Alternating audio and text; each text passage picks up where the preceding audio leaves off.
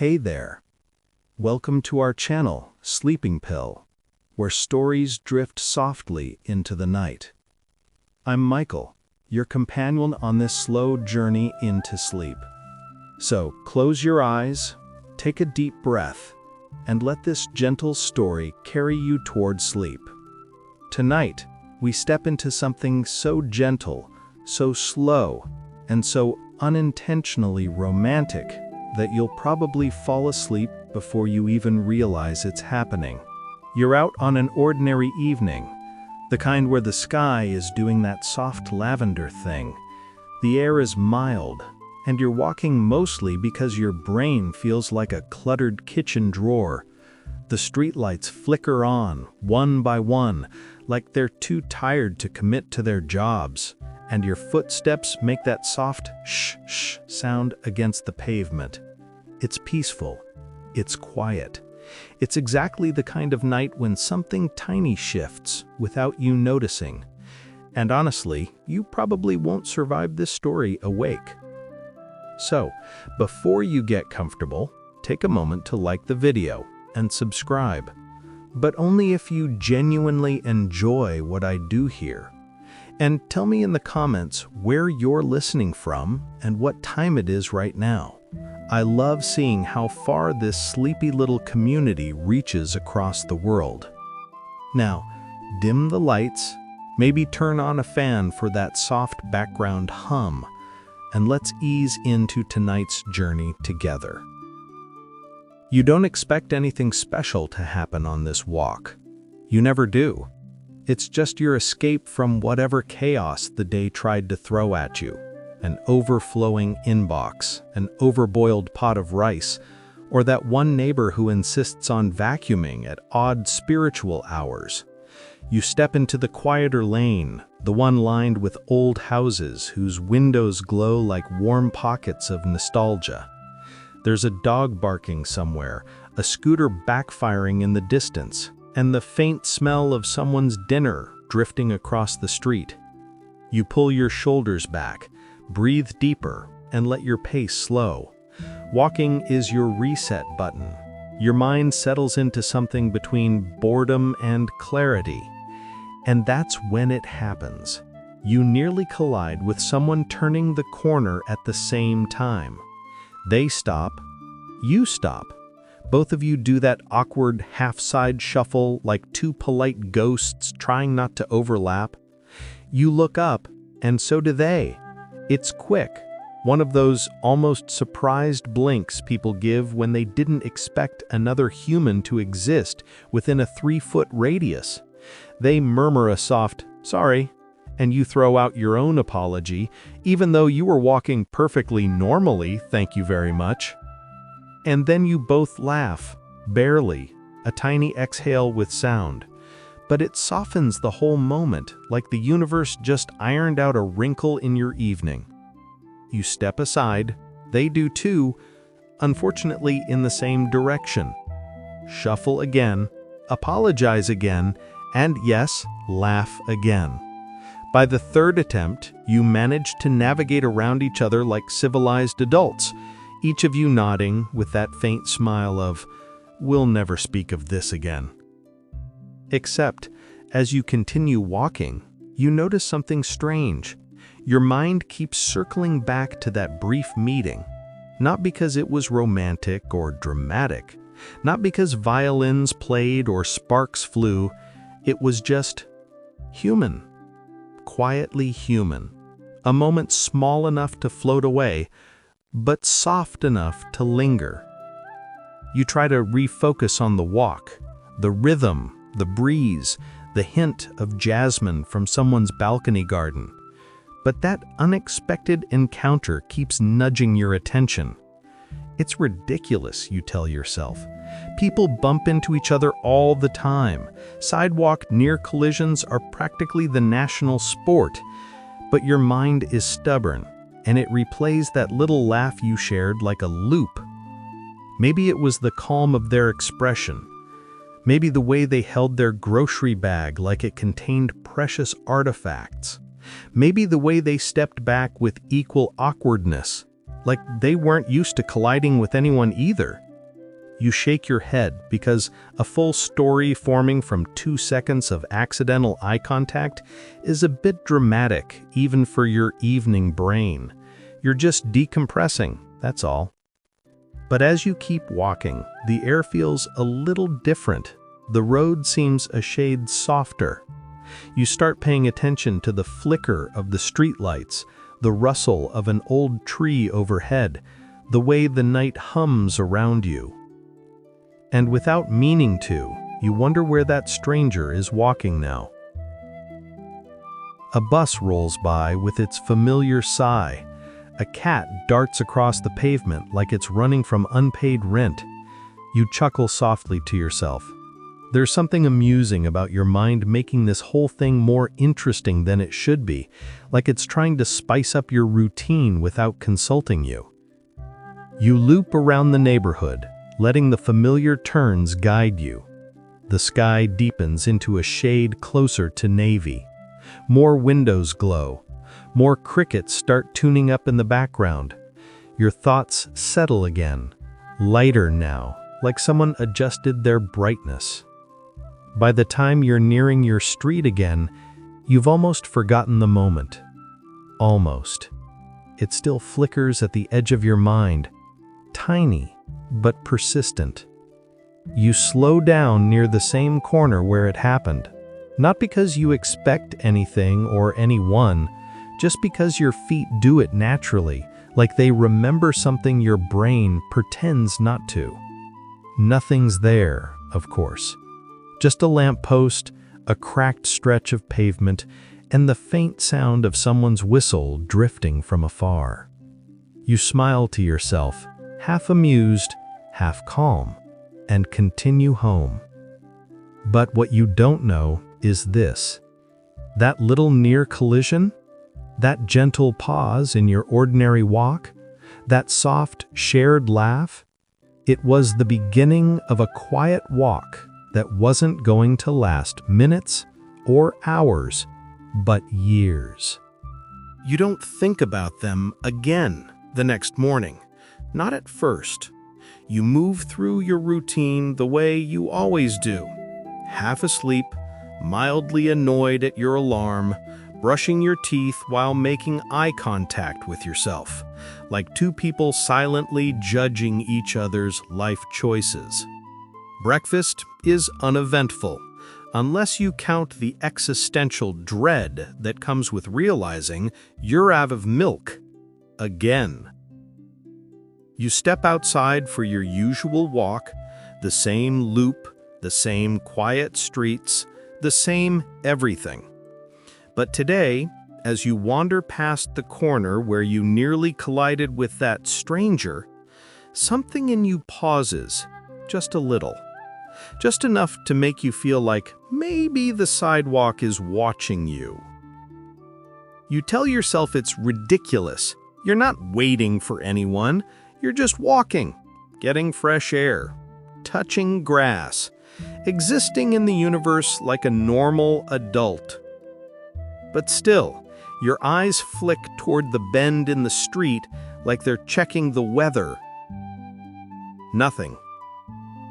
Just a crow on a wire, judging your life choices with more intensity than your alarm clock did.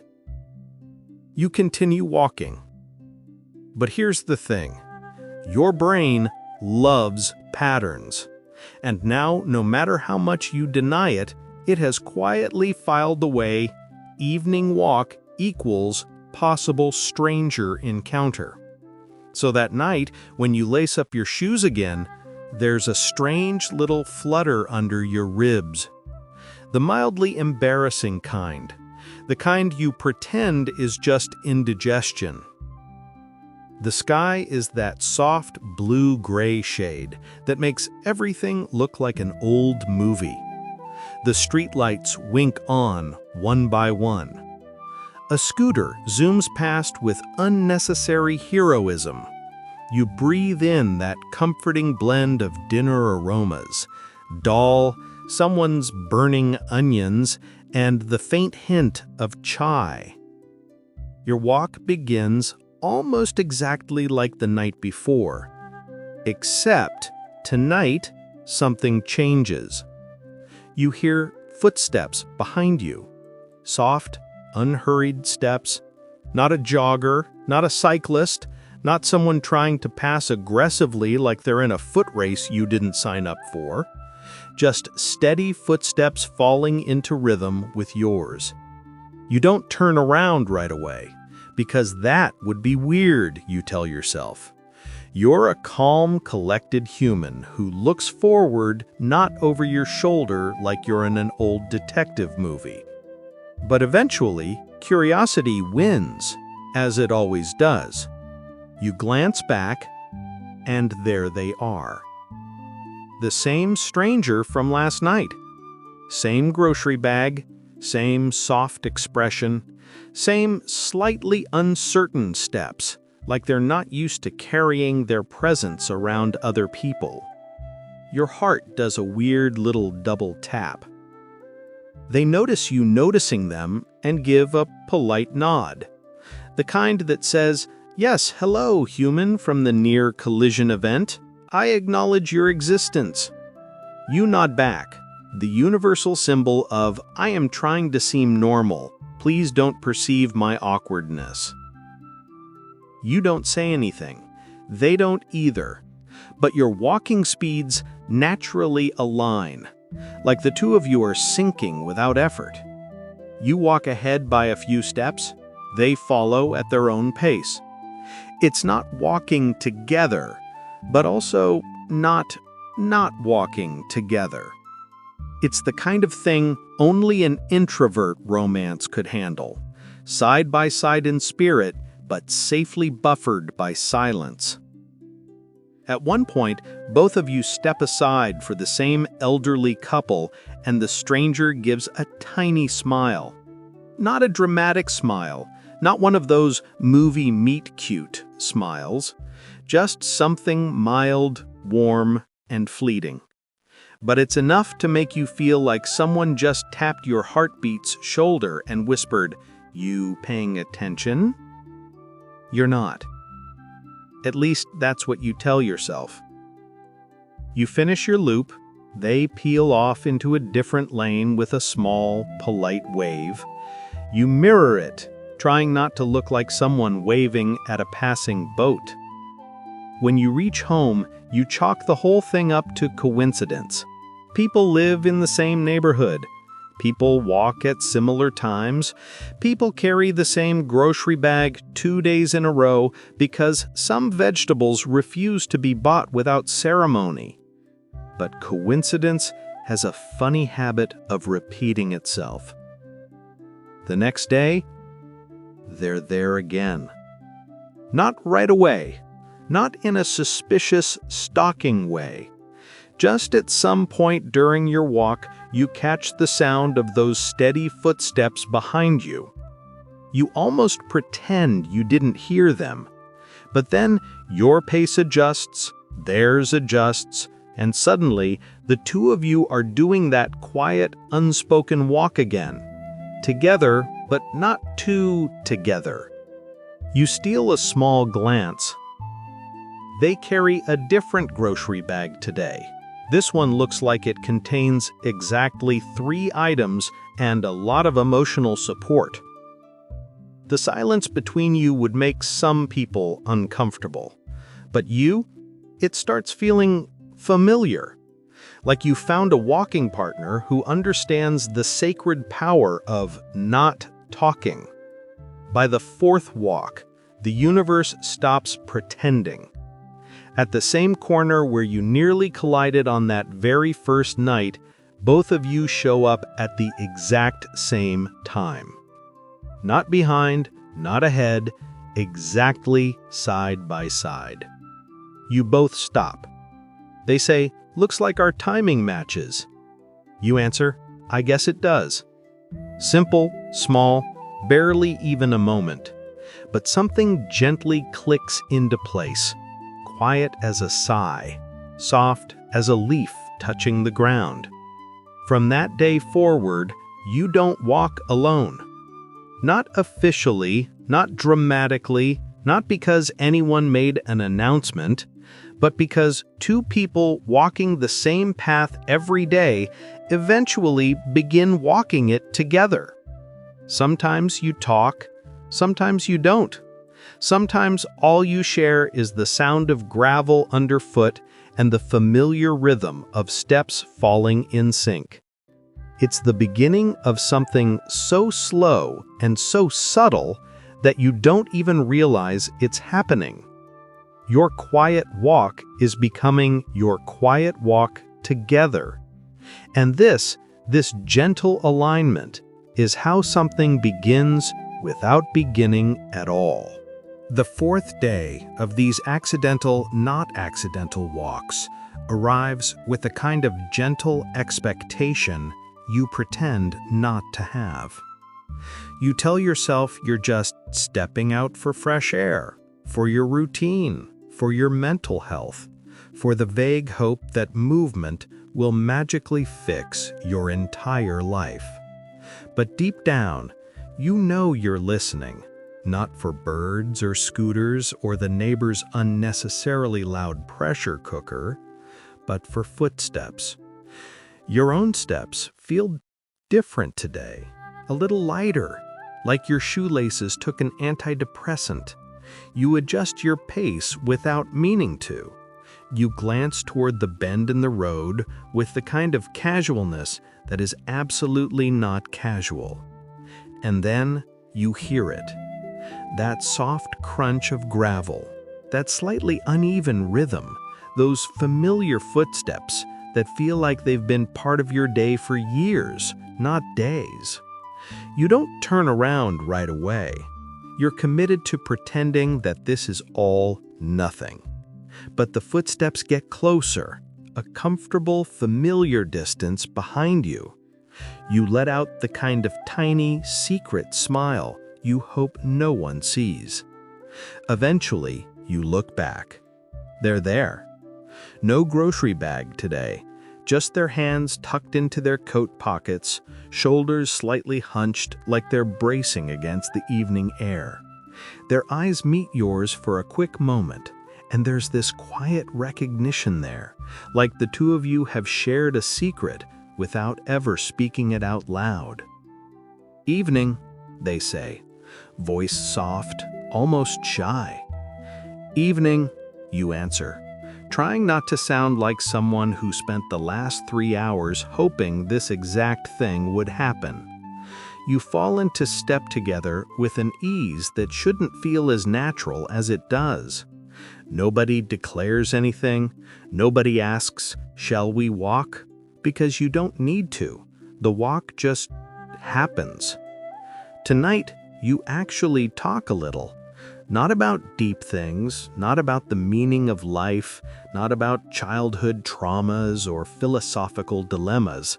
No, you start with the most unimportant, unheroic topic imaginable: weather. They say, "It's gotten colder." You say, "Yeah, I wasn't prepared." Riveting stuff. Pulitzer-worthy, honestly. If anyone overheard, they'd probably assume the two of you were strangers making polite conversation at a bus stop, not two humans slowly knitting your routines together. But here's the funny thing about small talk. When it's the right person, even the blandest statements feel like tiny revelations. By the time you reach the big banyan tree halfway along your route, they ask, "Do you always walk this time?" You nod. "Most days." "You?" "Same. I think our schedules are just compatible." You try very hard not to overanalyze that unbelievably adorable choice of word. Compatible. As if your footsteps applied for a long-term relationship. You're not sure whether to laugh or smile or pretend the banyan tree is suddenly fascinating. So you settle for a small smile, the kind that doesn't show teeth but shows truth. You continue walking. A street dog joins you for 2 minutes, then leaves when it realizes neither of you has food. A child on a bicycle zooms past and nearly takes your ankle with them. Someone burning leaves fills the air with that nostalgic, earthy smell that always feels like winter arriving early. The world goes on around you, but somehow it feels quieter, like your walk exists inside its own slow-moving bubble. When you reach the point where your paths divide, they stop first. You're so used to walking in sync by now that you nearly take an extra step. "I'll see you tomorrow," they say. Not quite a question, not quite a statement, just a hope wrapped in casual phrasing. "Yeah," you reply, heartbeat doing inconsistent things. "Tomorrow." They give a short wave, you mirror it, your signature understated wave that always looks like you're greeting a passing train. Then you walk home with a strange warmth spreading through your chest. Something small has shifted, not in a fireworks way, not in a cinematic slow-motion way. No dramatic music, no confessions, no crescendo. Just the quiet certainty that this daily walk is becoming part of your life in a way you didn't expect. The next few evenings settle into a rhythm. You walk, they walk. Sometimes you speak, sometimes you don't. Sometimes the silence feels like a shared blanket, light, warm, comforting. You learn tiny things. They like tea more than coffee. They walk even when they're tired, because the air helps. They once tried jogging and lasted 9 minutes. They find birds mildly suspicious. They laugh quietly, like laughter is something precious they're careful with. It's all small stuff, but small stuff becomes the soil where something slow and tender can grow. One evening, the two of you reach the little bridge near the end of the route at the exact same moment. It's twilight. The water below reflects the sky in long, soft streaks. You both lean on the railing without planning it. They say, "This has become my favorite part of the day." You don't trust your voice, so you just nod. But inside, something settles. And just like that, without grand gestures, without declarations, without anyone naming it yet, your quiet walk steps over the invisible line between coincidence and companionship. Little do you know, this walk is going to last years. You start the next morning thinking the walk can't possibly continue the way it did yesterday. But of course it does, because your legs apparently signed a long-term contract with stubbornness while you were sleeping. "Hey guys, tonight Wait, that was yesterday's introduction, so you simply wake up to the sound of fabric rustling and a kettle clicking, and you realize you're already halfway out the door before your brain has even caught up. She's waiting by the path again, hands tucked into her sleeves like she's been there for hours, even though you know she arrived just moments before you did. She gives you a short nod, and you give one back, because apparently that's the binding agreement now. Silent nod equals full-day companionship. Very official. The morning light stretches soft over the countryside, brushing gold over the rice paddies and making your half-awake eyes feel like they're viewing everything through one of those relaxing phone filters people swear isn't edited. You take 2 steps, then 3, and her footsteps settle behind yours with the same gentle rhythm as yesterday. It's funny how quickly your body adjusts, as if this shared quiet is something it had been missing without ever knowing it. You're not talking, but she's clearly in one of her thinking moods. You can tell because she keeps glancing toward the river, then back to the path, then at her own hands, like she's negotiating with an idea that refuses to sign paperwork. You try not to stare, mainly because you don't want to seem weird, but also because you're not quite sure what you're supposed to do when someone is being quietly thoughtful around you. Offer a snack? Pretend you know what's happening. Start reciting weather forecasts. These are the kinds of social dilemmas no adult training ever prepared you for. The path curves around a cluster of cedar trees, and you catch her adjusting the strap of her sketch satchel. You've seen her sketchbook enough times now, mostly from the outside, because you still haven't been brave enough to ask to see what's inside. A reasonable person would assume her drawings must be lovely, given her habit of staring at scenery the way people in old movies stare at lovers they're too shy to approach. But for all you know, she could be drawing interpretive pictures of frustrated dumplings. Anything is possible. She finally stops at a tiny wooden bridge. One of those charmingly old ones that creak dramatically just to remind everyone they've survived too many winters. You stop beside her, more because the bridge is obviously the scenic choice than because you're reading her mind or anything. The water underneath is quiet, clear enough to see pebbles, and so still that even a lazy fish would feel guilty for disturbing it. She leans forward a little, her hair falling like a curtain as she studies the reflection. You glance at her reflection too, not on purpose, you tell yourself, but because the mirrored image looks like a drawing already in progress, all delicate lines and soft shadows. She traces something in the air with her finger. It's not quite a gesture, not quite a drawing, more like a private rehearsal. You pretend not to notice, but you definitely do. Anyone would.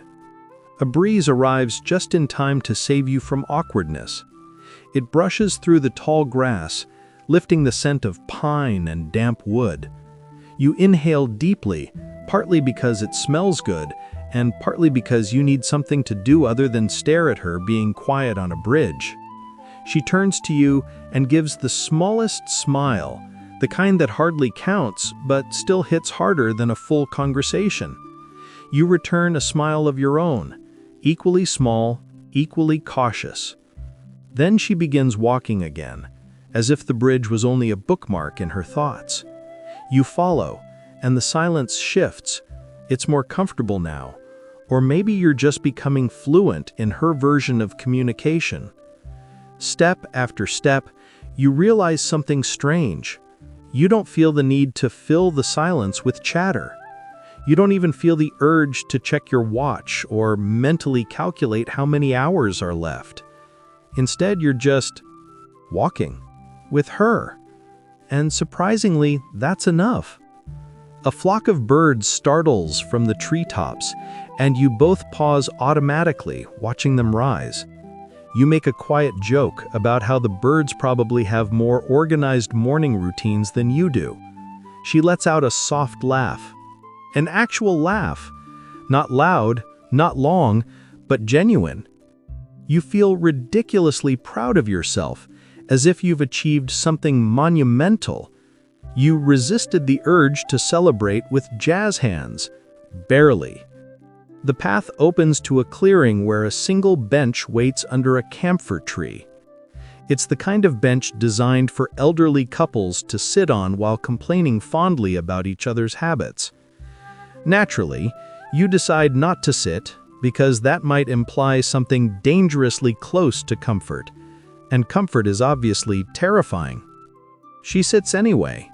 She looks up to you, her expression politely questioning, like she's asking permission without actually asking. You give a tiny nod and sit beside her, keeping the appropriate number of centimeters between two people who are slowly but definitely not avoiding connection. Her sketchbook emerges. This is new. She flips it open, pauses, then tilts it slightly toward you. Not fully, but enough for you to see faint lines forming the bridge from earlier. Your breath catches just a second longer than you intended. She must notice because she gives a tiny shrug, as if to say, "It's nothing." You know it's nothing. She turns the page again, hesitates, then glances at you. That's when you see it, a sketch of you from yesterday's walk. Nothing dramatic, just your outline, the back of your coat, your head tilted slightly as you looked at a trail marker. The image is quiet, almost shy, but it's you.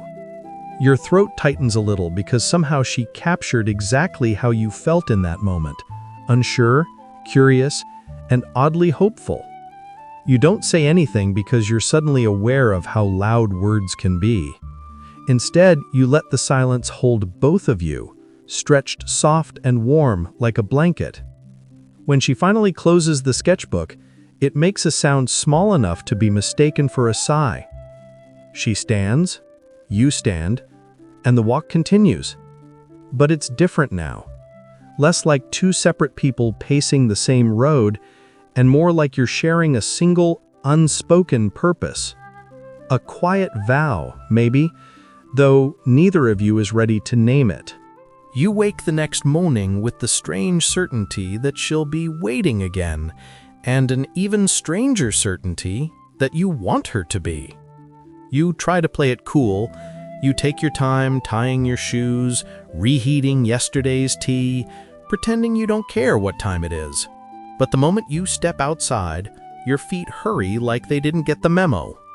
There she is. Same path, same soft stance, same way she tucks her hands into her sleeves, as if hiding something delicate. You offer a nod, she returns it, and just like that, the universe hits resume on whatever very slow, very subtle film the two of you have accidentally wandered into. Today, the path curves through a cluster of old maple trees, their leaves trembling just enough to make the light dance across the dirt. She falls into step beside you. Not behind, not ahead, but exactly beside you. It feels intentional, dangerous, nice. You're not saying anything, of course. Why ruin a perfectly good pattern? But there's a quiet energy around her you didn't notice before. She keeps glancing forward like she already knows where the two of you are headed, even though you've never walked this particular way. You start to wonder if she's been here many times without you, and the thought feels less like jealousy and more like an itch of curiosity.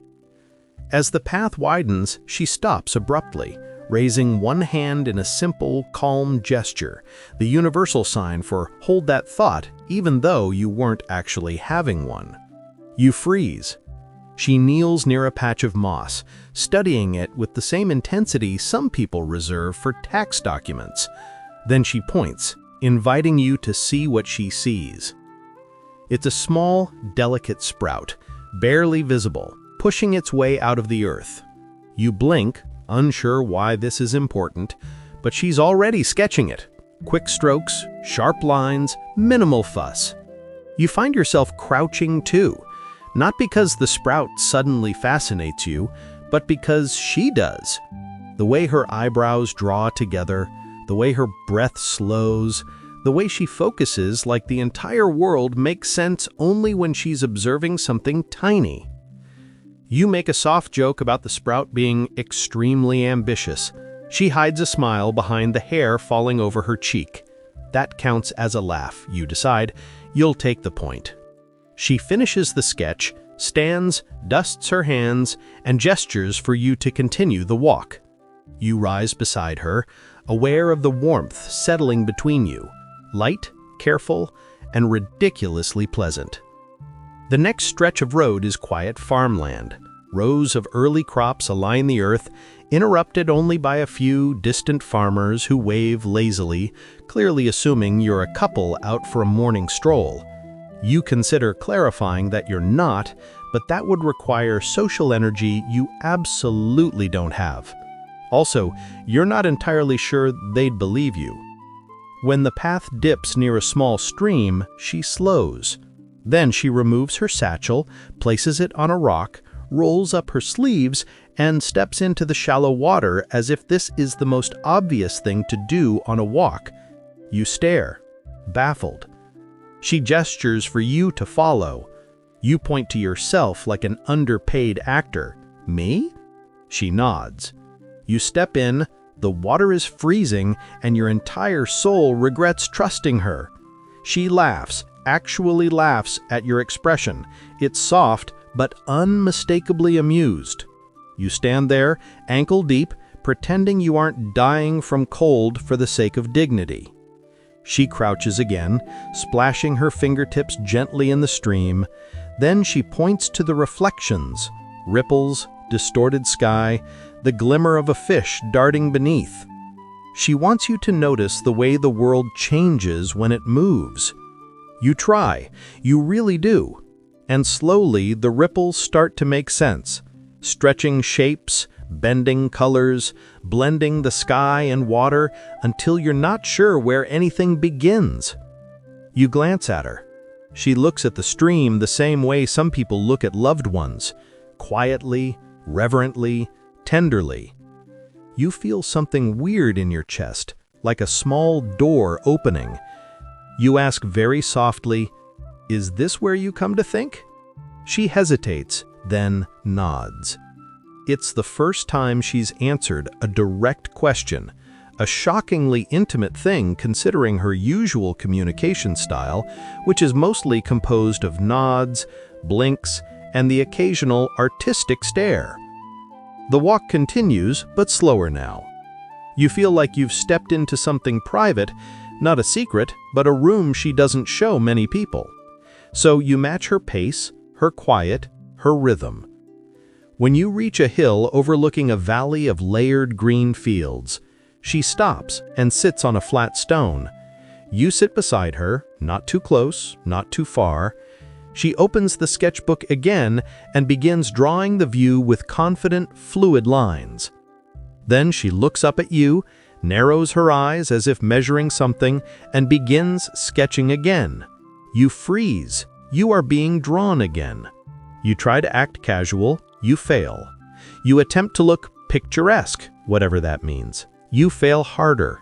At some point, you start worrying about whether your ears look uneven. They probably do. She finally tilts the sketchbook toward you, a sketch of you sitting beside her, head slightly turned, watching the horizon. You look peaceful in the drawing. You look grounded. You look like the version of yourself you always hoped would show up someday. You exhale slowly, because there are no good jokes for this moment. For the first time, she looks at you long enough for you to feel it. A connection that isn't loud or dramatic or sudden, just present, real. The wind picks up, brushing her hair across your sleeve. Neither of you move it. Neither of you speak. Sometimes companionship begins like this, not with declarations, not with confessions, just with two people sitting on a hill, letting the quiet say what they're too gentle to voice yet. The path resumes eventually, but the day already feels changed. Something subtle has begun, something careful, something patient, something that fits the way the two of you walk. The morning starts with the kind of warm, deceptive sunshine that tricks you into believing the day will behave itself. You step outside, expecting the world to look normal, predictable, manageable, and for the first time, you're half concerned that she might not be there today. You tell yourself this is ridiculous. You barely know each other. You're just two pedestrians who happen to walk in the same direction at the same time every day. That's it. It is absolutely not it, but you pretend it is. Then you see her. She stands near the beginning of the path, hands tucked behind her back, as if waiting for a teacher to call roll. When she spots you, her posture softens, shoulders lowering in that subtle way people do when something comforting enters their field of view. You don't say anything. She doesn't either. It's a mutual masterclass in a necessary composure. Your walk begins in silence that feels familiar now. Not awkward, not empty, just roomy. A kind of silence that holds space for whatever might happen next without demanding anything from either of you. But halfway down the path, the sunlight dims. A cool gust sweeps across the trees. The sky shifts faster than you can adjust your expectations, and before you can comment on the bizarre speed of the incoming gloom, the first raindrop lands on your forehead with the precision of someone flicking you on purpose. Another, then 3 more. Then the sky decides, quite cheerfully, to flip a bucket over. She stops, startled. You both look around like the universe might offer an umbrella if you glance at the right patch of sky. It does not. A tiny shop sits just off the road, its awning barely wide enough for one person. Possibly two if both people are terrible at personal space. She sprints toward it, clutching her sketchbook under her coat. You follow, mostly because you don't want her to get caught in a storm, but also because you really truly don't want to get caught in a storm either. Heroism comes in many forms. Under the awning, the rain pounds the street in thick, slanted sheets. Wind whistles through the small gap between the roof and the wall, sending droplets sideways. You are so close to her that you can feel the warmth from her coat radiating through the air between you. She shakes the water from her sleeves, then glances at you with a soft grin, a quiet, amused expression that says, "Well, this is new." You wrinkle your nose and mutter something profound like, "Rain really committed today." She actually laughs, a real one this time, not the quiet exhale she does when she's trying not to encourage your jokes.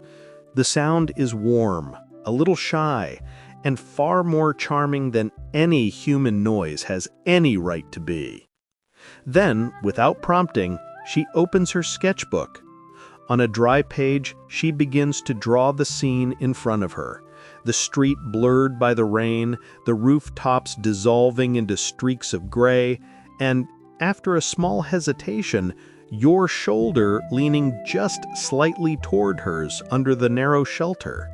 She glances up at you a few times to check your posture. You pretend not to notice, but absolutely notice. You try to make a joke to break the tension, but she's too focused. The rain continues in relentless rhythm, a natural sound machine designed for emotional vulnerability. You both stand close enough that, when the wind shifts, your coats brush. Then something unexpected happens. She writes a word beside the sketch. Just one word. A small word. But the fact that she wrote anything at all is shocking, because until now she has communicated almost entirely through gestures and glances. You tilt your head. She closes the sketchbook too quickly, cheeks warming. You ask, "Secret?" She nods, embarrassed. Then she points at the street as if insisting the rain is the main attraction and you absolutely should not focus on anything else. But of course you do. Because sometimes the quietest actions reveal the most. The rain keeps falling, heavier, colder. She shivers lightly. Without thinking, you shrug out of your coat and hold it out to her. She looks startled, then touched. Then she shakes her head stubbornly, the universal sign for, "I refuse to accept kindness even though I obviously need it." You drape the coat around her anyway. She freezes, startled by the gesture, then pulls the collar closer with a small, grateful nod. The warmth between you becomes something gentle and wordless. Not dramatic, not romantic in the movie sense, just deeply human. After a long while, the rain softens, the world reappears, washed and glistening. She steps out first, testing the drizzle like someone deciding if a soup is too hot. You follow, keeping pace beside her as droplets drip from the branches overhead. The path feels different now, softer, more alive, as if the storm rinsed away whatever hesitation lingered between you. She walks slower than before. Not the "I'm tired" slow, but the "I want this walk to last longer" slow. You adjust to match her pace, pretending you're not doing it intentionally. A puddle splashes beneath your feet. She stops suddenly, crouches and inspects the reflection again, the sky now a pale silver, with the faintest smear of sunlight breaking through. She sketches it quickly, deftly. Then, to your surprise, she gestures for you to crouch too. You do, awkwardly, knees cracking loud enough to embarrass you. She covers her mouth, trying not to laugh again. You mutter something dramatic about aging. She rolls her eyes fondly. There, in that small moment, something clicks. Not loudly, not dramatically, but subtly, like a door easing open. You rise together and begin walking again, side by side, closer than before. A rhythm forms, not planned, just natural. At one point, your hands brush, not intentionally, not accidentally either. A soft, glancing touch, a promise written in fingertips. Neither of you comment on it, but neither of you move your hands away. When the village roofs come into view again, you realize the truth you've been avoiding. Today wasn't just a walk, it was a beginning, the kind that only happens when rain forces two people to share a tiny piece of shelter and a moment too intimate to forget. You tell yourself you're not hurrying today. Absolutely not. You're simply walking at an efficient, healthy, entirely normal human speed. The fact that your feet are practically jogging down the lane is, well, purely coincidental. The air feels lighter after yesterday's storm, washed clean, carrying that cool, earthy smell that makes the whole world feel like it's just been reset. You try not to admit what you're hoping for, but hope happens anyway. And there she is, standing near the start of the path, not sketching, not pretending to examine a leaf for a rock or anything else, just waiting, directly waiting. She doesn't even try to hide it this time. You slow your steps, pretending you're surprised to see her, even though you absolutely are not. She gives you a small nod, the kind that feels as good as someone waving you inside on a cold night. You return the nod, giving it your best, cool, not desperate energy. You start walking together. The path is quiet today. Too quiet, maybe, because your mind starts replaying yesterday under that cramped awning. The rain, the warmth of her shoulder near yours, the surprise of her hand brushing yours afterward. You swear you're not overthinking it. You are extremely overthinking it. She seems calmer today, but there's something else in her posture, something absent. The easy rhythm she usually falls into isn't there. Her gaze scans the path ahead, expectant, like she's waiting for something she can't quite name. Then you realize her sketchbook is missing. You glance at her hands, then at the satchel she usually carries. No sketchbook, no bag, nothing. Which means she came here today not to draw, not to observe, just to walk with you. That thought softens something inside you, in a way you didn't expect. But a few minutes later, her brows pinch with worry. She turns, checking behind her, then ahead, then behind again. She stops walking altogether, a rare break in your otherwise smooth shared pacing. You ask, "Did you forget something?" She hesitates, then nods slowly. You wait. She lifts her hand and traces a small square in the air, unmistakably the shape of her sketchbook. Then she presses her palms together and tilts her head, as if apologizing. "Oh, you left it behind." Another nod, Then, unexpectedly, a tiny, frustrated huff. She's not angry, just upset in the specific way artists get when something precious is misplaced or out of reach. You offer, "We can go back if you want." She shakes her head. Then, after a pause, she shakes it again. A more emphatic, stubborn shake. She doesn't want the walk interrupted. You realize she's choosing this moment over her routine, and the significance of that sends a pleasant electric flutter through your chest. You walk on. But something still nags at her. You can tell by the way she keeps glancing sideways, her attention dividing between being present with you and the phantom weight of her missing sketchbook. Halfway down the path, she stops again, biting her lip. Then she lifts a finger as if saying, "Wait here." She runs a few steps ahead, scanning the grass, the benches, the low stone wall beside the road. Nothing. When she returns, she looks defeated in a way that makes you want to promise her you'll search the entire prefecture if you have to. She lifts her hands helplessly. You say, "It's okay, we'll find it later." She holds your gaze longer than she ever has before.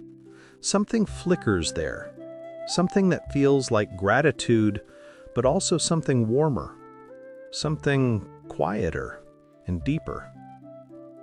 The walk continues.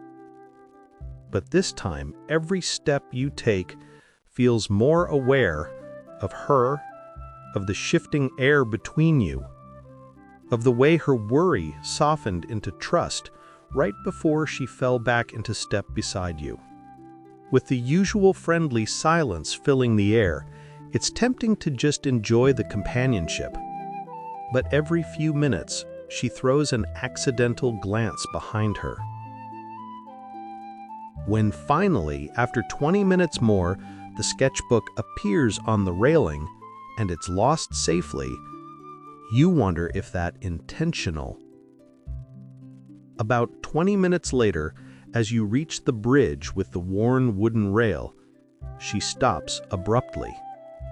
Her eyes widen. There it is, her sketchbook, perched neatly on the railing, exactly where she must have set it down yesterday during the post-rain calm. Miraculously untouched, barely damp around the corners. She rushes to it, retrieving it like a mother reuniting with a lost child. She presses it to her chest and exhales, relief flooding her expression. Then, something unexpected happens. She holds it out to you. You blink. She has never let anyone, not even you, touch her sketchbook. You take it carefully, weighting it in your palms like something sacred. It's warm from the sun. When you open it, she watches your face, not the pages. You flip through sketches of trees, benches, puddles, lanterns, distant rooftops, all drawn with an attention so quiet it almost feels divine. Then you reach the sketch from yesterday, the one where she drew you on the hill, looking peaceful. She stiffens slightly, caught. You look at her. She looks away.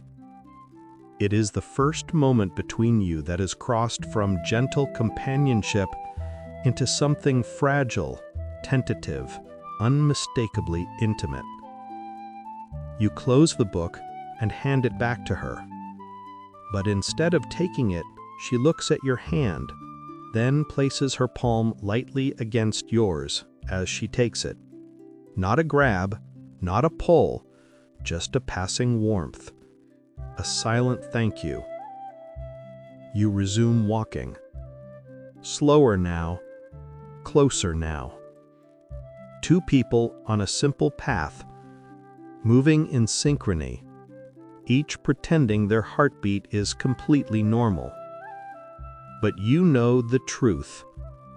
Today was the day you almost missed the walk and realized you would have missed her even more. The morning arrives with the kind of gentle, golden light that feels like it was designed specifically to make people fall in love with walking. You step outside with an ease you refuse to acknowledge is directly connected to the possibility of seeing her again. You could pretend this is all coincidence, but at this point, even the neighborhood cats know better. When you reach the start of the path, she's already there, leaning lightly against the wooden fence, sketchbook tucked under her arm, hair catching the sunlight like thin threads of silver gold. She lifts her hand in a small greeting, more confident than before. You lift yours back, trying not to look like someone whose entire morning just improved by 300%. Today, something subtle is different. She fidgets with the corner of her sleeve. You catch her glancing down the path as if waiting for something. When you step beside her, an unspoken question lingers in the air. Then, you see it. Strung between two old street poles are the first signs of the local festival. Bright paper lanterns, red, green, pale yellow, swaying lightly in the breeze. Most are unlit in the morning sun, but even now they glow softly with that distinct handmade charm, the kind that makes you feel as if 1,000 stories hang quietly overhead. She points at them, eyes brightening. You nod. Festival today? She shakes her hand in a kind of gesture, half yes, half it's complicated. Then she touches her chest briefly, as if saying she's been waiting for this. You begin walking, and the path gradually shifts. More lanterns appear, then strings of bells hung between trees, then tiny stalls being set up, wooden counters, bright cloth banners, stacks of paper decorations.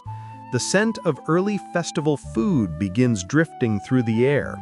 Roasted chestnuts, sweet soy glaze, something unmistakably fried. You sneak a glance at her. She looks different today, lighter, almost excited. She walks a little faster than usual, not enough to break your rhythm, but enough to show she's been looking forward to this strange, colorful morning. When the stalls come fully into view, she slows and stands in the middle of the path, letting the early festival bustle swirl around her. Vendors carry crates of fruit. Children chase each other with folded paper fans. A musician somewhere tests a bamboo flute, the notes drifting through the air like wandering birds. Then she gestures, a small ask, a silent question. Do you want to walk through it?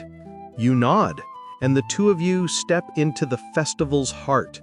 Your quiet path, usually filled with rustling leaves and soft footsteps, is suddenly alive with colors and voices. She clutches her sketchbook protectively to her chest, as if guarding something precious from the chaos. You instinctively step closer to make space around her, a shield without saying the word shield. She notices. Her cheeks warm.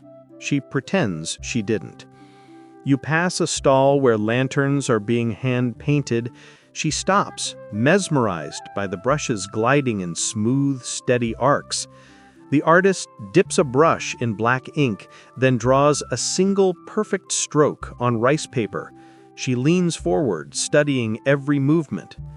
The vendor catches her interest and smiles. You like? She freezes. You answer for her. She's an artist. Her eyes widen. She shoots you a startled look, a mix of flattered and shy, and how did you know? But you knew. You've known since the first time she kneeled to sketch the smallest sprout like it was a national treasure. The vendor hands her a small piece of paper with a half-finished lantern sketch. You try? She hesitates, then looks at you. You shrug. Go on. She takes the brush. Her hand is steady, graceful. With one slow movement, she finishes the incomplete design, turning the fragmented lines into a tiny, blooming flower. The vendor applauds softly. She blushes, hiding her face behind her sleeve. You smile. You're good. She shakes her head modestly, but she can't hide the way her eyes shine. Further down, festival lanterns hang overhead in a long arch, dozens of warm colors creating a tunnel of gentle light. Even though it's daytime, something about them feels magical, like walking through the inside of a dream. She steps beneath the lanterns and lifts her hands slightly, as if absorbing the glow.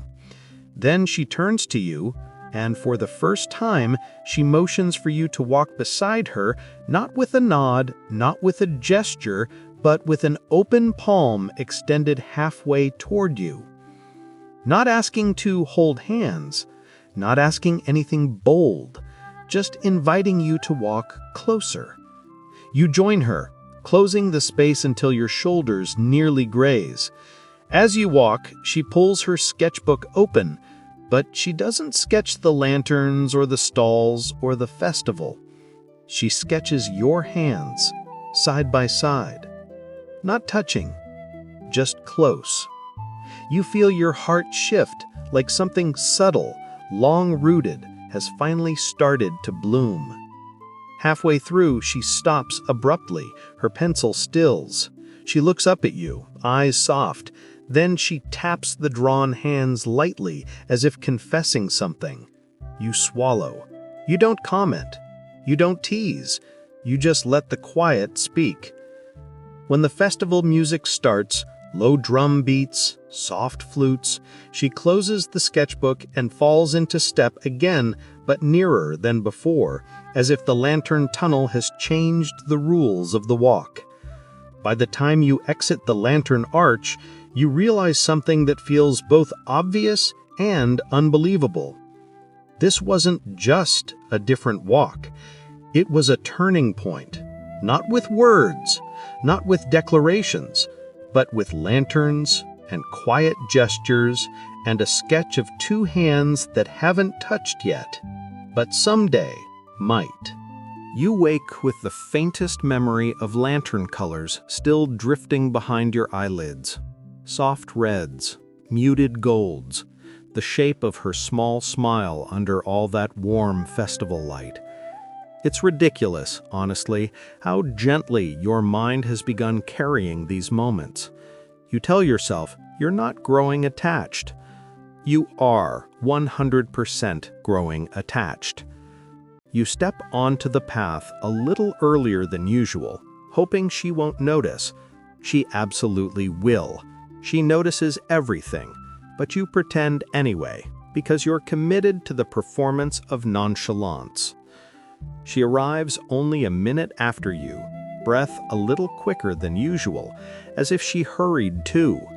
When she spots you, her eyes soften with quiet relief, and she tucks a loose strand of hair behind her ear, pretending she wasn't the one rushing. You exchange your now standard greeting nod, and the walk begins. But today, something's different. She's carrying something in her hands, a scarf, a soft, woven, pale gray one, beautiful in its simplicity, with delicate stitched edges that look handmade. She holds it loosely, folded neatly, as if it's something she isn't quite sure what to do with. You don't ask about it. You don't want to break whatever quiet ritual she's in the middle of. The walk feels calm for a while. Trees flutter above you in a gentle morning breeze, casting thin shadows on the ground. You can hear a bell from somewhere in the distance, maybe a temple, maybe a bicycle, maybe just the world trying to add ambiance to your little story.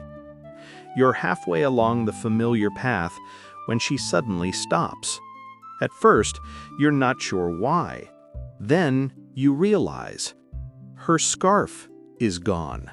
Her hands are empty, completely empty. She spins once, eyes wide, startled in a way you've only seen once before, the day she lost her sketchbook. She pats her sleeves, looks behind her, scans the path. Her expression shifts from confusion to sinking disappointment within seconds.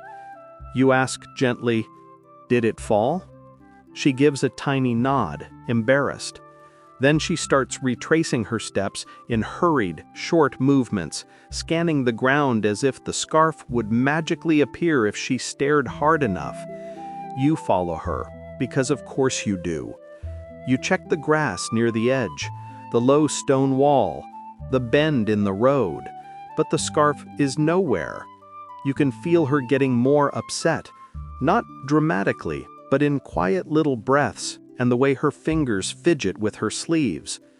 Finally, you reach a small clearing where the wind sweeps through in big swooping gusts, and there it is, caught on a branch of a low pine tree, dangling precariously, her scarf. You pick it up carefully. It's soft, slightly dusty, and carries the faint scent of her, something like fresh tea leaves and sunlight on cloth. When you turn around, she sees it in your hands, and her whole posture drops with relief. She takes a small step toward you, almost shyly, as if retrieving it from you is somehow more intimate than losing it. You brush off a bit of dirt and hold it out. Her fingers graze yours as she takes it, a light touch, soft and warm, and absolutely devastating.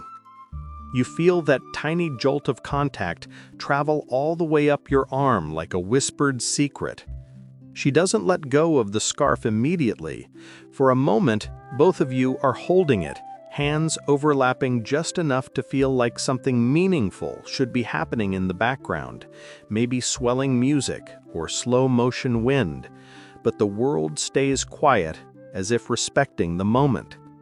She finally pulls the scarf close to her chest, pressing it gently against her coat. Her shoulders relax, and she bows her head a little.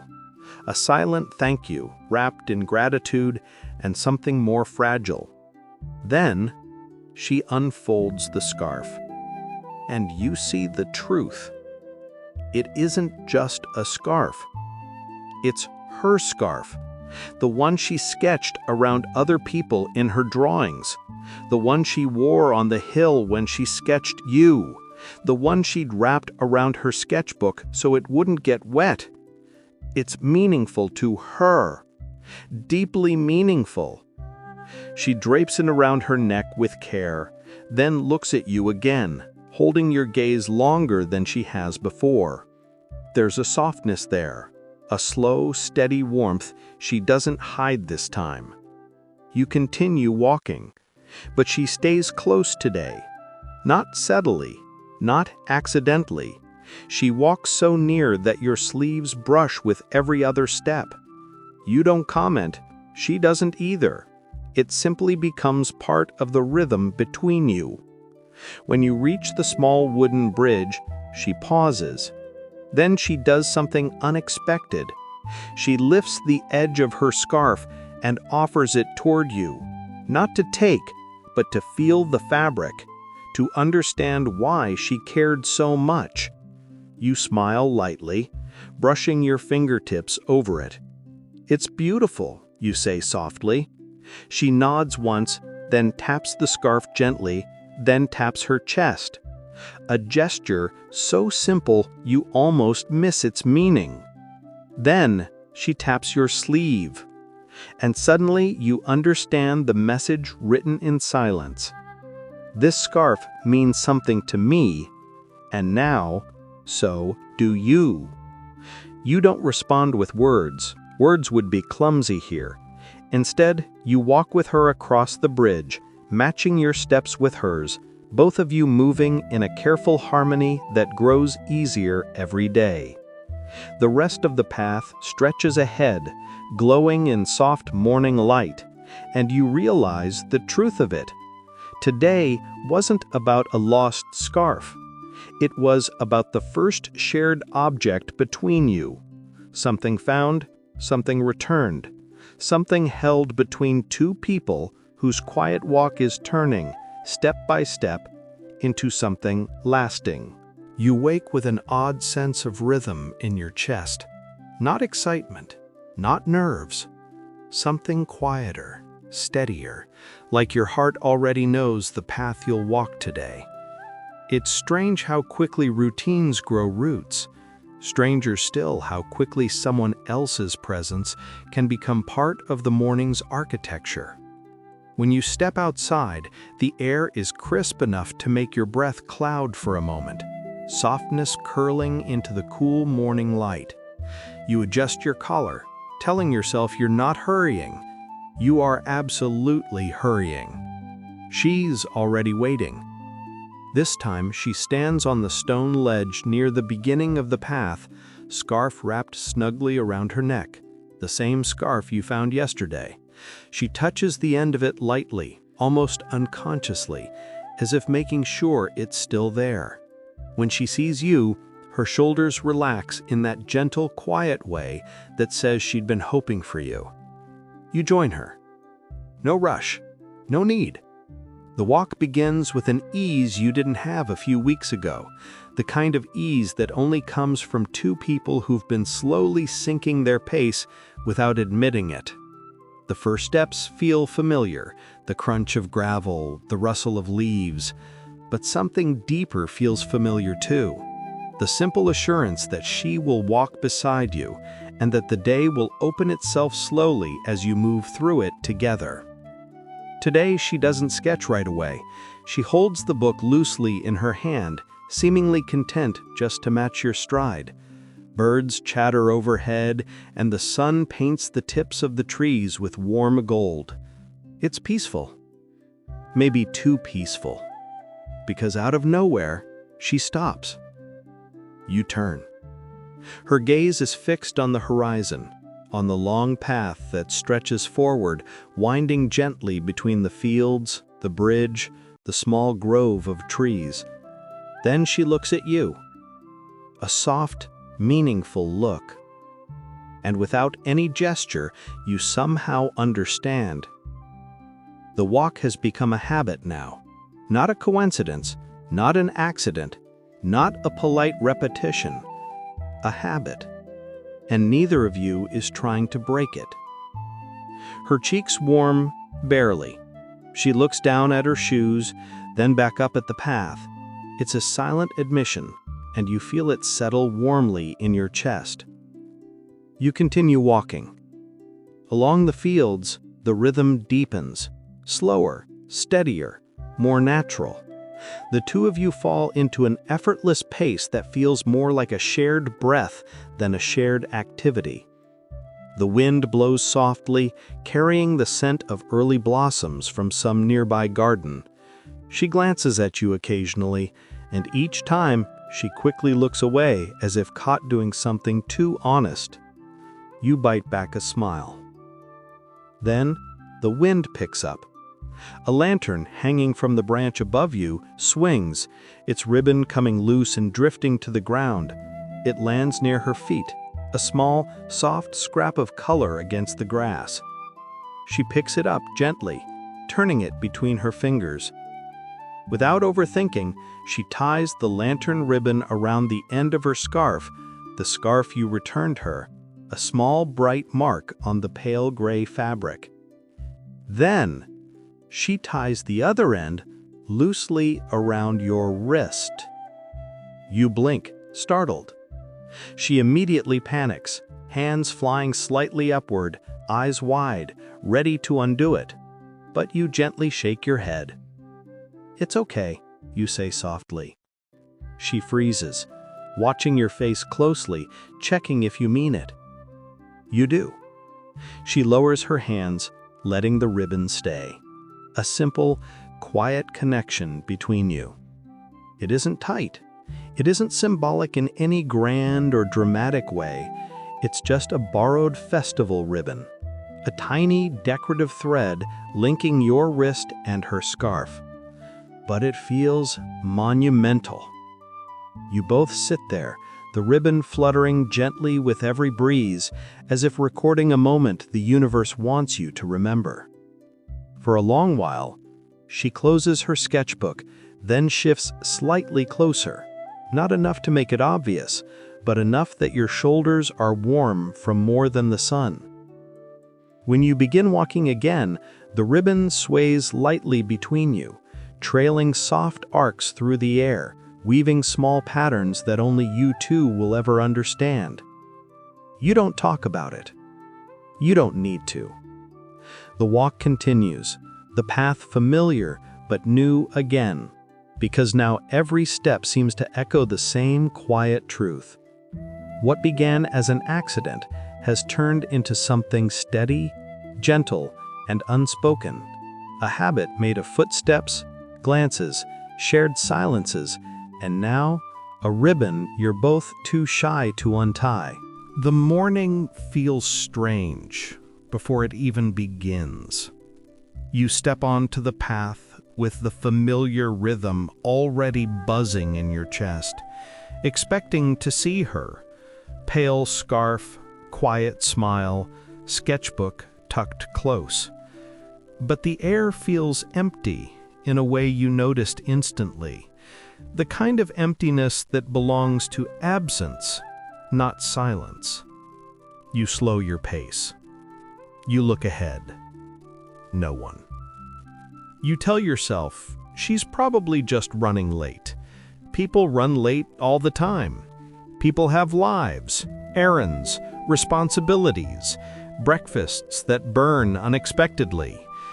You wait a moment, pretending to examine a leaf on the ground, as if you're a botanist with an urgent responsibility to identify seasonal foliage. Still no one. A tiny unease settles in your chest. You shake it off. You're overreacting. You're not, according to you, emotionally invested. You most definitely are. You start walking, hoping she'll appear around the next curve. She doesn't. The familiar bench passes. Then the wooden bridge. Then the hill where she sketched you. Empty. Empty. Empty. You keep walking anyway, because what else is there to do? The path continues. The world continues. But everything feels slightly off-kilter, as if someone tilted the scenery by just a few degrees and forgot to tilt it back. You tell yourself it's fine. She'll be there tomorrow. She must be. But the next day, she isn't, nor the day after that. By the third day, the ache becomes real, a quiet, steady pulse beneath your ribs. You arrive too early and pretend you aren't waiting. You wait too long and pretend you don't notice the time. Even the trees seemed confused, their branches rustling as if searching for her too. Her absence shapes the air around you, not painfully, just unmistakably. You walk alone, but it feels like walking in a memory that hasn't finished happening. On the fourth day, you slow near the small clearing where the scarf had snagged on the branch. You half expect to see another misplaced belonging, a glove, a pencil, the corner of her sketchbook peeking out from beneath a leaf, anything that proves she still exists on this path. Nothing. The world is functioning normally, infuriatingly.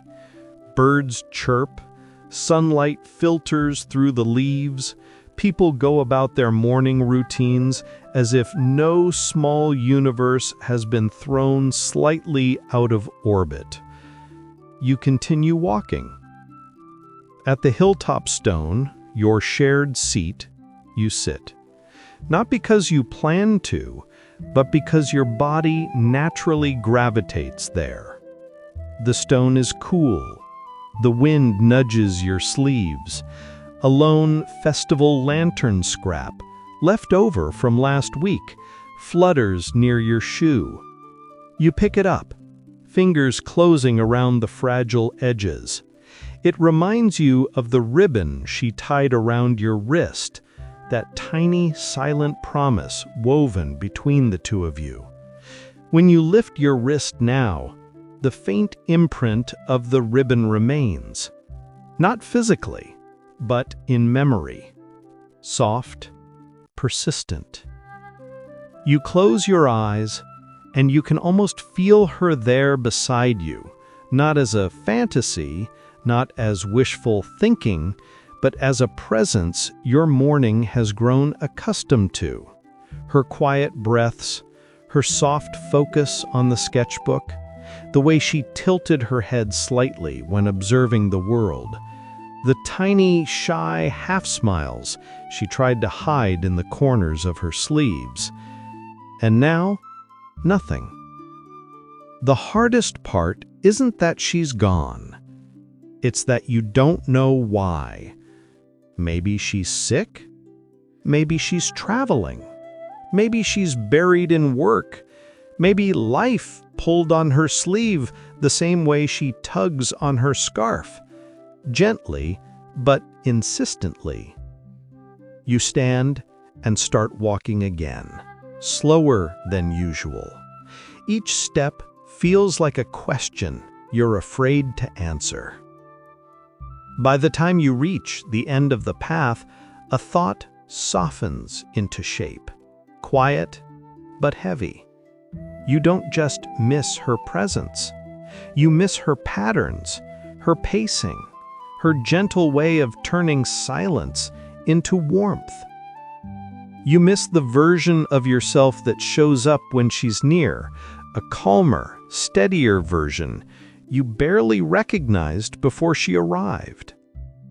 That afternoon, your footsteps take you back to the path without you consciously deciding it. You walk again, tracing the route in reverse, half convinced that maybe you missed her somehow, like two people passing through different doorways at the same moment. But the path remains empty. On the fifth day, you don't pretend. You step outside with the honest, quiet hope that she'll be there, not for the walk, but simply so the world feels right again. She isn't. The path feels unfamiliar without her, as if it's longer, colder, a little too wide.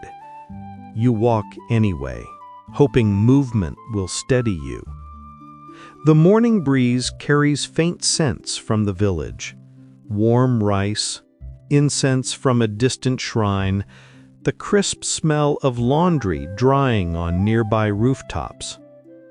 Everything is normal, except you.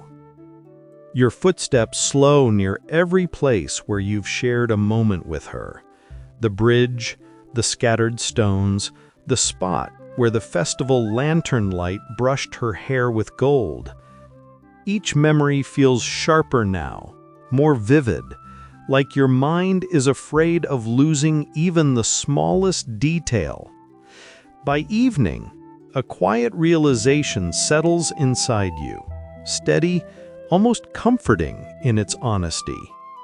Some part of your life has shifted because of her, and you can't pretend it hasn't. Her absence isn't just silence, it's a missing rhythm.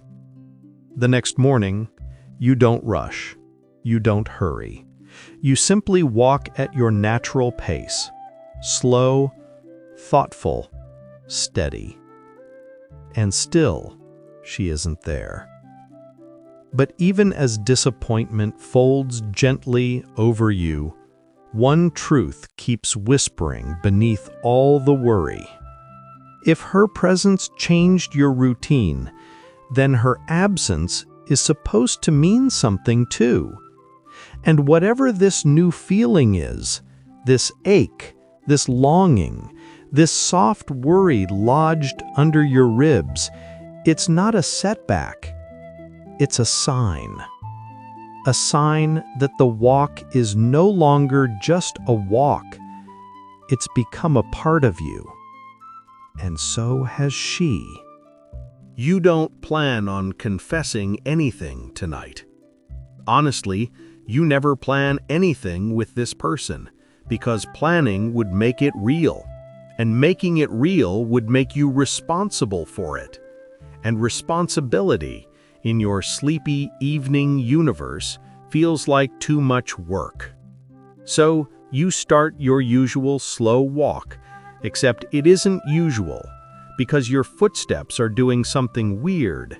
They're behaving like little traitors, slowing down, speeding up, drifting just slightly toward the other person's steps, as if trying to bump into their story on purpose. You pretend not to notice. They pretend not to notice. But both of you notice so much, it's almost embarrassing. You walk past the same tea stall, the same peeling poster promising a miracle cure for joint pain, the same dog who looks at you like he knows your whole emotional downfall and is frankly too tired to care. Everything is familiar, and yet tonight something feels different. The air is softer, the street lamps glow warmer, and your companion's presence settles next to you with a kind of quiet certainty you weren't ready to admit you needed. Your footsteps sink for a moment, then a few moments more, then several more, and there it is, your unofficial confession happening silently in the space where two footsteps fall in time. You don't say anything, because that would ruin it. Words would make it dramatic, and your entire personality these days is built around avoiding dramatic things. But you do let your pace adjust, not just to theirs, but toward them, leaning your path a little closer, shortening the small distance between your arms, letting your shoulders angle ever so slightly in their direction. They notice, or rather, they notice and expertly pretend not to, which is its own kind of response. A soft breeze carries the smell of roasted peanuts from a nearby cart, and without thinking, both of you slow down at the same moment, as if you share the same nostalgic memory, even though you clearly don't. You find yourself smiling at nothing, or maybe at everything, or maybe at them. Hard to tell. At one point, your companion steps half an inch closer while avoiding a puddle, and you feel that tiny shift like a loud drum beat in the quiet of your walk. Not fireworks, not melodrama, just a soft collision of comfort, the kind that says, "I feel safe next to you," without requiring a single syllable. That's when you realize it. Your heart has started walking just a little ahead of you. To cover it up, you make a joke about how your shoelace never stays tied anymore. It's such a terrible excuse to stop walking that even the passing auto rickshaw seems offended. But the stranger bends, ties the lace for you, not like a romantic movie scene, but like someone fixing a small, familiar problem they've seen happen too many times. And that simple gesture, it feels like your entire emotional confession compressed into one knot. You thank them casually, pretending your chest didn't almost burst into tiny, polite fireworks. Your footsteps resume, and now they stay perfectly aligned, like they've been practicing this for years. As you continue, your hands drift closer, not touching, just near enough that your fingertips feel the warmth in the space between your palms. The almost touch is somehow louder than actual contact. It's a whisper that says everything you're too sleepy, too shy, or too sensible to say aloud. The street grows quieter. Even the stray cats seem to stare at you like they're watching the slowest romance plot ever attempted in human history. And maybe you are. Maybe your confession doesn't need words. Maybe your feet are already speaking for you, softly, clumsily, honestly. Toward the end of the walk, your companion slows. You slow too. They turn slightly toward you, and though they don't say anything, their expression holds something steady and warm. A question without a question mark, an answer without a sentence. You both stand there for a moment, listening to the faint hum of an electric sign and the far-off beep of traffic. And then you do something tiny, ridiculously tiny. You shift your shoulder just enough to brush theirs. It lasts only a second, but it's more honest than anything you've said in months. They exhale, a soft, quiet sound, almost like relief. Their footsteps, when the walk resumes, fall even closer to yours. Side by side, perfectly in rhythm. The confession is no longer hidden, it's simply walking with you. You used to think your evening walk was just a way to unwind, a slow stroll to stretch your legs, judge the stray cats, and mentally prepare for the great challenge of deciding what to eat for dinner. But now the walk has become something else entirely, a gravitational pull, a daily checkpoint, a place your day quietly revolves around, even though you pretend you're far too grown up to admit such things. You still don't speak about it. You're both far too polite, far too cautious, far too devoted to preserving the illusion that everything is coincidental. But the truth? The truth leaks out in small, undeniable ways, like sunlight slipping through your curtains at 6 a.m., even after you begged the universe for 5 more minutes. You start adjusting your routine, just a little. You leave work exactly on time instead of procrastinating with that pointless pile of emails labeled urgent. You walk a bit faster on the way home so you won't risk being late. You even check your reflection in passing shop windows, not dramatically, just enough to confirm that you look like someone who casually maintains their appearance, but definitely didn't try too hard. And your companion? They're no mystery either. They start switching their bus route so they arrive near your usual corner. They choose shoes that don't squeak. They carry an extra umbrella just in case the weather feels dramatic. All completely logical decisions, of course. Nothing at all to do with you. You meet at the usual spot, pretending that the timing was spontaneous, just the universe doing its tiny, convenient magic trick. You greet each other with a small nod that carries far more meaning than either of you will ever be brave enough to put into words. Then the walk begins. Your steps fall into rhythm faster now, almost instantly. It's muscle memory at this point, like your body's already plotted the route hours before your brain's caught up. The stray cats, who have watched this routine evolve from its early awkwardness, now lift their heads in recognition, as if they've accepted that you two are part of their evening landscape. As you pass the tea stall, the owner doesn't even wait for you to speak anymore. He lifts 2 cups toward you both and nods. You decline, because this is a walk, not a tea date. But the fact that he assumed says something. Something mildly humiliating and therefore absolutely correct. You keep walking. You talk about small things, not feelings, never feelings.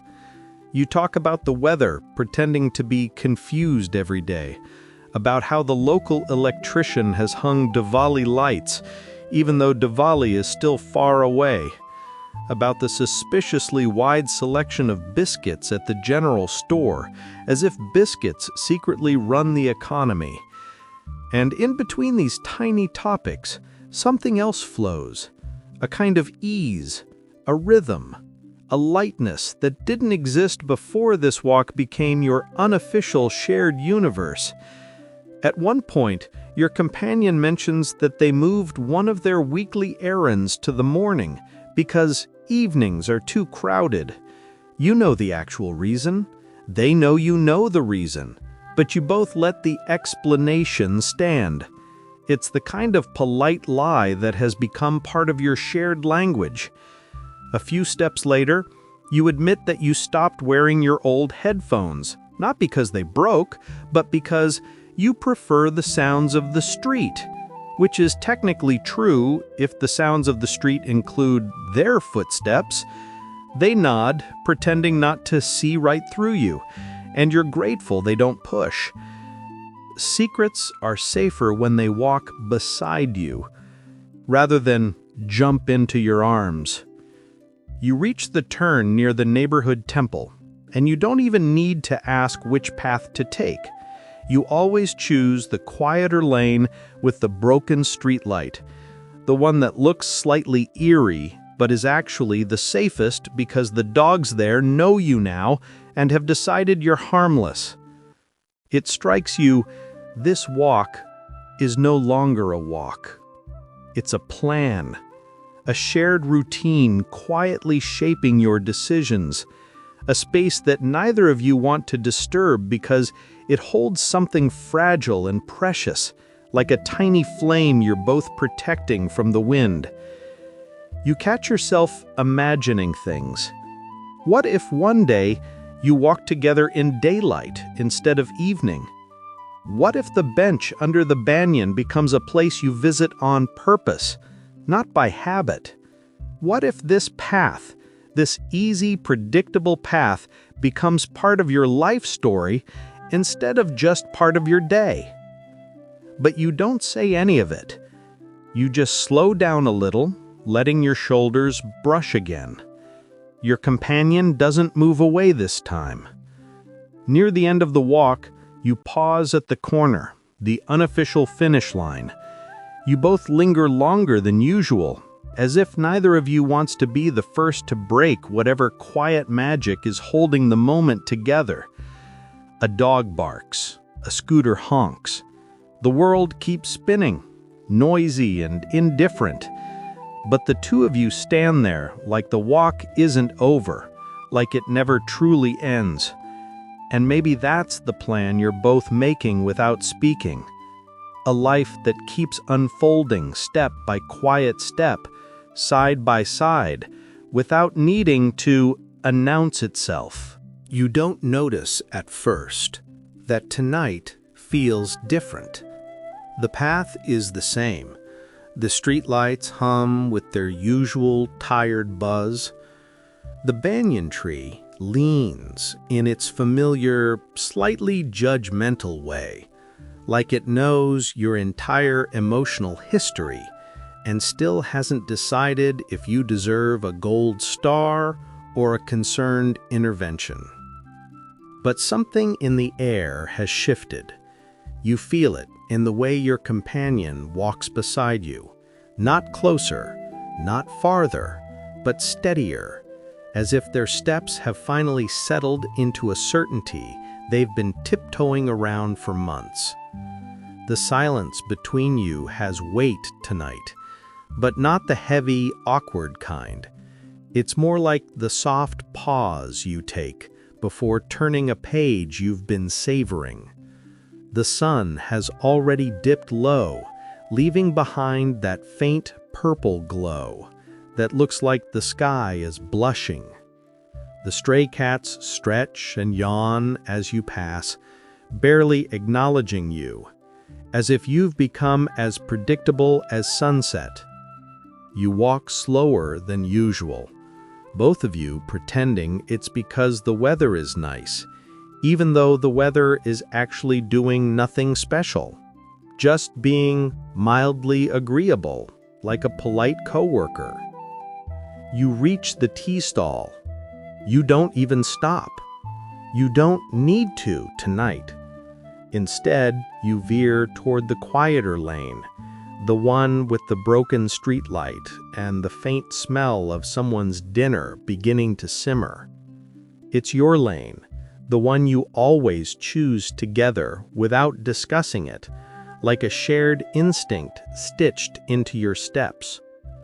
A soft breeze nudges a loose strand of their hair, and you pretend you don't notice how it catches the light for a moment before falling back into place. You've grown good at pretending. Or maybe you've grown comfortable with it. Halfway down the lane, your companion slows, then stops, not abruptly, but just gently, like someone easing a book shut. You stop too, because what else are you supposed to do? Keep walking alone? Unthinkable? Illegal? Against the unwritten treaty you definitely never drafted, but also absolutely abide by. They look at you, not directly, but with that sideways glance people use when they're afraid that full eye contact might give too much away. Their voice is soft when they speak, softer than usual. You know, we've been walking like this for a long time. You swallow. It's such an ordinary sentence, but it lands in your chest with the force of something much larger, something shaped like everything you haven't admitted. Yeah, you say, keeping your tone light. Guess we're very committed to, cardio. They laugh quietly, and it curls into the evening like warm steam rising off a cup of tea. A moment passes, then another. Neither of you steps away. Your shoulders are close enough that if a single leaf dropped between you, it would have trouble touching the ground. You don't say anything sentimental. You don't confess. You don't pour your heart out dramatically like someone in a movie who hasn't learned the value of subtlety. Instead, the promise happens quietly.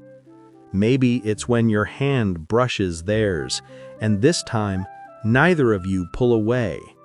Maybe it's when they tilt their head slightly toward you, as if tuning in to a frequency only the two of you can hear. Maybe it's when the breeze slows, the street settles, and the whole world seems to pause, waiting. Whatever the moment is, it wraps around you gently, a soft, invisible thread tying your steps together. You begin walking again, but now the space between you has changed. It's filled with something warm, something steady, something unmistakably shared. You don't talk about the future. You don't outline plans. You don't label anything. Yet everything in your pace, your silence, your closeness says the same thing. We're walking this path together, today, tomorrow, and however many quiet years come next.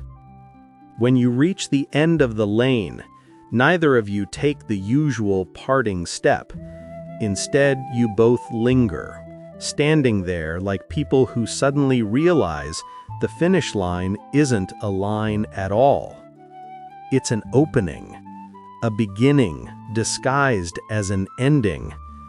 You look at each other, just briefly, but with a softness that feels like a vow, not spoken, not signed, not carved into anything grand. Just understood, just real, just yours. Then you part ways for the night, not with that uncertain feeling you used to hide, but with a steady warmth in your chest, a warmth that whispers, "The walk will continue, and so will we." The evening air cools even further as you make your way home, steps unwinding into an easy, unhurried rhythm. Everything feels softer now. The shadows, the echo of your companion's footsteps fading into distance, the quiet space being made inside your thoughts. There is no urgency, no tightness around the moment, just a slow settling, like dust drifting gently through a sunbeam. You breathe in, letting the calm settle across your shoulders. The world seems a little quieter than it was an hour ago. Streetlights glow with a steady golden calm, and the hush that hangs over the lane feels like a blanket being pulled up around you. Nothing demands your attention, nothing pulls at the edges of your mind. You walk slowly, not because you're tired, but because comfort has its own pace, unhurried, warm, familiar. A faint breeze brushes against your cheek, and you let the softness of it guide you toward stillness. The path ahead, the one you've walked 100 times, feels less like a route and more like a resting place. Every step loosens the day's worries, letting them slip quietly behind you. Your heartbeat settles, becoming steady, gentle, like footsteps on a sleepy trail. You reach your door and pause for a moment, letting the day melt fully away. There's no need to rush inside, no need to think ahead. The night holds you with the same quiet promise that lived in that shared walk. Light, steady, reassuring. You step into the calm of your home, letting the quiet surround you. Everything slows, softens, fades into a comfortable hush. Let yourself drift now. Let the stillness take you. Let the quiet carry you deeper into rest.